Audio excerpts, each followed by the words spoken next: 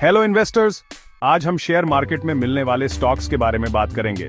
चाहे आप नए हो या एक्सपीरियंस्ड, इन कैटेगरीज को समझना आपको स्मार्ट इन्वेस्टमेंट डिसीजंस लेने में मदद करेगा।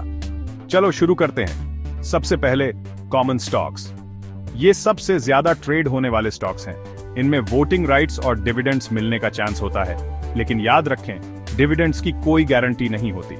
कॉमन स्टॉक्स में ग्रोथ ज्यादा होता है, लेकिन रिस्क भी ज्यादा होता है, और अगर कंपनी बैंकरप्ट हो जाती है तो कॉमन स्टॉक होल्डर्स को सबसे आखिर में पैसे मिलते हैं। अब प्रेफर्ड स्टॉक्स की बात करते हैं। कॉमन स्टॉक्स के उलट प्रेफर्ड स्टॉक्स में वोटिंग राइट्स नहीं होते, लेकिन इनका एसेट्स और अर्निंग्स पर ज्यादा हेक्यू होता है।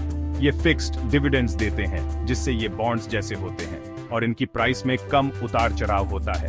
कुछ प्रेफर्ड स्टॉक्स कैलेबल या कन्वर्टेबल होते हैं, जिससे आपके पोर्टफोलियो में फ्लेक्सिबिलिटी बढ़ती है। अगला, ग्रोथ स्टॉक्स। ये उन कंपनीज के होते हैं जिनके मार्केट एवरेज से तेजी से ग्रो करने की उम्मीद होती है। ये डिविडेंड्स देने के बजाय अर्निंग्स को रीइन्वेस्ट करते हैं। इनमें ग्रोथ पोटेंशियल ज्यादा होता है, लेकिन रिस्क भी ज्यादा होता है, जैसे कि टेस्ला या अमेजॉन जब ये स्टार्टिंग फेज में थे। दूसरी तरफ वैल्यू स्टॉक्स उनके फंडामेंटल्स जैसे लो पीई रेशियो के हिसाब से अंडरवैल्यूड माने जाते हैं। ये अक्सर डिविडेंड्स देते हैं और इनका रिस्क कम होता है, लेकिन इनकी वैल्यू बढ़ने में टाइम लग सकता है, जैसे कोका कोला और जॉनसन एंड जॉनसन। फिर हमारे पास डिविडेंड स्टॉक्स हैं। ये स्टॉक्स रेगुलरली डिविडेंड्स देते हैं, और ये अक्सर स्टेबल कैश रिच इंडस्ट्रीज जैसे यूटिलिटीज और कंज्यूमर स्टेपल्स में मिलते हैं। ये कॉमन या प्रेफर्ड स्टॉक्स दोनों हो सकते हैं, जैसे AT&T और प्रॉक्टर एंड गैम्बल। अब ब्लू चिप स्टॉक्स की बारी। ये बड़ी वेल एस्टैब्लिश्ड कंपनीज होती हैं, जिनकी अर्निंग्स और डिविडेंड्स स्टेबल होते हैं। इनका रिस्क कम होता है, लेकिन ग्रोथ मॉडरेट होता है, जैसे एप्पल, माइक्रोसॉफ्ट और वॉलमार्ट। जिनको हाई रिस्क पसंद है, उनके लिए पेनी स्टॉक्स हैं। ये बहुत लो प्राइस्ड होते हैं और इनका रिस्क और वॉलेटिलिटी बहुत ज्यादा होता है। ये अक्सर OTC मार्केट्स में ट्रेड होते हैं और इनकी लिक्विडिटी कम होती है। इनमें सावधानी बरतें, क्योंकि इनमें स्कैम्स का खतरा होता है। अब मार्केट कैप्स के बारे में बात करते हैं। स्टॉक्स को मार्केट कैपिटलाइजेशन के हिसाब से स्मॉल कैप, मिड कैप और लार्ज कैप में डिवाइड किया जाता है।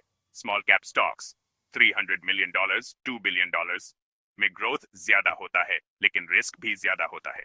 Mid cap stocks $2 billion, $10 billion growth और स्टेबिलिटी का बैलेंस होते हैं। Large cap stocks $10 plus stable होते हैं, लेकिन स्लो ग्रो करते हैं। सिक्लिकल स्टॉक्स इकोनॉमी के साइकिल्स के हिसाब से परफॉर्म करते हैं, जैसे ऑटोमेकर्स और एयरलाइंस। डिफेंसिव स्टॉक्स इकोनॉमिक डाउनटर्न्स में भी स्टेबल रहते हैं, जैसे यूटिलिटीज और health care. ESG stocks environmental, social और गवर्नेंस फैक्टर्स पर फोकस करते हैं। ये सोशली कॉन्शियस इन्वेस्टर्स में पॉपुलर हो रहे हैं। IPO stocks newly public companies होते हैं, जिनमें प्रॉफिट का पोटेंशियल ज्यादा होता है, लेकिन रिस्क भी ज्यादा होता है। फॉरेन स्टॉक्स डाइवर्सिफिकेशन ऑफर करते हैं, लेकिन करेंसी और जियोपॉलिटिकल रिस्क्स होते हैं। REITs वो कंपनीज हैं जो रियल एस्टेट ओन और ऑपरेट करती हैं, और इन्हें अपने टैक्सेबल इनकम का 90% डिविडेंड्स के रूप में देना होता है। Meme stocks social media hype से चलते हैं, फंडामेंटल से नहीं। इनकी खासियत एक्सट्रीम वॉलेटिलिटी है, जैसे गेम स्टॉप और AMC। आखिर में speculative stocks high risk bets होते हैं, जिनमें बहुत ज्यादा प्रॉफिट या पूरा लॉस होने का चांस होता है, जैसे बायोटेक स्टार्टअप्स या अनप्रूवन टेक। तो बस इतना ही। इन टाइप्स ऑफ स्टॉक्स को समझकर आप इन्फॉर्म्ड डिसीजंस ले सकते हैं। हमेशा अपनी रिसर्च करें और फाइनेंशियल एडवाइजर से सलाह लें।